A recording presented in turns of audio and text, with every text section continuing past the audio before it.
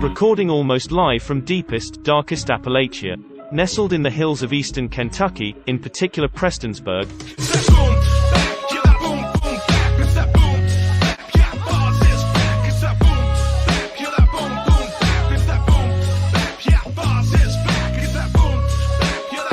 It's the MWO podcast on Patreon. Hosted by the creepy Kentuckian and Uncle Bill. Take it away, Bose. Allow me to reintroduce myself. My name is Boz. Boz Rotten, that's my full name. Piece of shit, yeah, the most, it's the same thing. Howdy, folks, and welcome. It is the June 29th edition of the MWO podcast here on Patreon. I am the creepy Kentuckian. And I'm Uncle Bill. How you bitches doing? Speaking of Scream Factory, though, I did want to bring this up because this is just another prime example of their fucking bullshit. God. Have you heard about this? You talking about the configuration? Sweetly. Yeah. Well, they've got a replacement program for the sleeve. And I understand it's just the sleeve. Who fucking... Like, honestly, if it was me and I bought it, I probably wouldn't give a shit. Most people probably wouldn't. Would you? I wouldn't care. No. I mean, it's funny more than anything else. I would probably do it just to make them spend a little bit more money. I kind of think it makes it more valuable, really, that they fucked it up. It's like the Jim Abbott baseball card or something. The Jim Abbott card where he had two arms? Yeah, exactly. Yeah. Yeah, they thought it was an error on the the printing, and they just airbrushed him an extra arm on there. They gave him an extra arm. Maybe it wasn't Jim Abbott. Maybe it was killer. Oh, fuck! I have both arms now. That'd be the best goddamn baseball card ever. They photoshopped him a fucking arm. I think I meant Billy Ripken, but you know what I meant. Like whichever one it was that had the bat. Oh, Jim Abbott.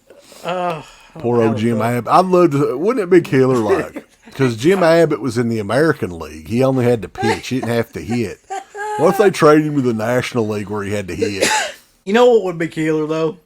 Is if there, and I wonder if there is somewhere where, if there's a fucking game where he, like, couldn't get to a ball or anything. He was just like, well, fuck, and threw his glove at the ball.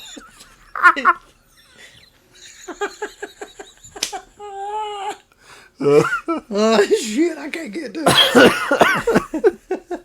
But anyway, we were talking about the ninth configuration, the coin-figuration. Everybody's making fun of Scream Factory again because they fuck up. They fuck up a lot.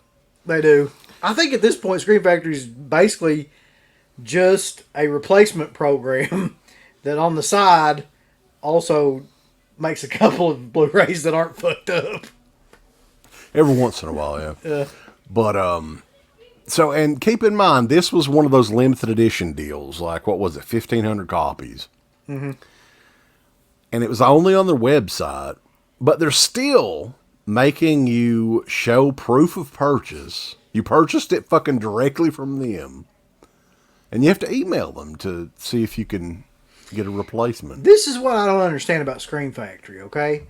Like, why is it that they do that, but then you got companies like Severin and Vinegar Syndrome that just, they don't even ask. You don't have to do anything. They just send the replacement disc or the replacement, like, cover or whatever to your house. Like, if you bought it, they know who bought it. Like, they just send...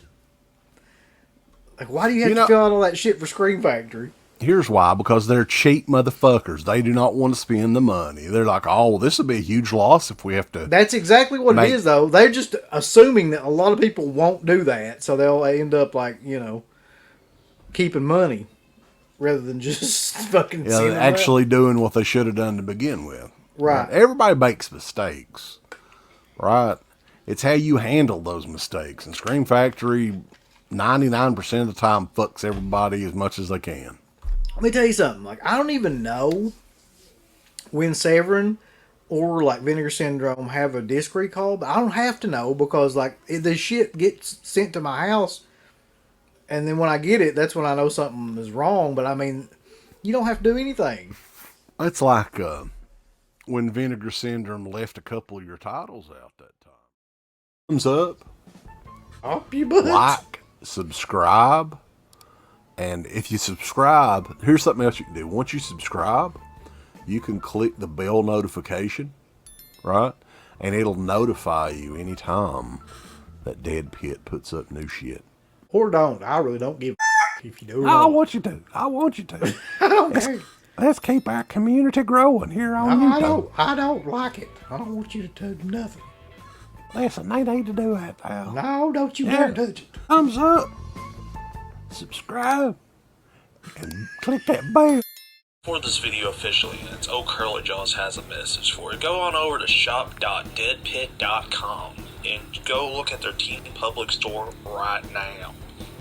You got some new shirts like the Old Curly Jaws official t-shirt, which is brutal and badass. You got the Yummy Gummy shirt with the captain himself on the shirt. You got Uncle Bill's face on a fucking shirt. You got the Final Girl shirt. You got all these shirts over at shop.deadpit.com. Get them before they're all out, especially the new one, Bedtime 1039. It doesn't get better than that, so go on out.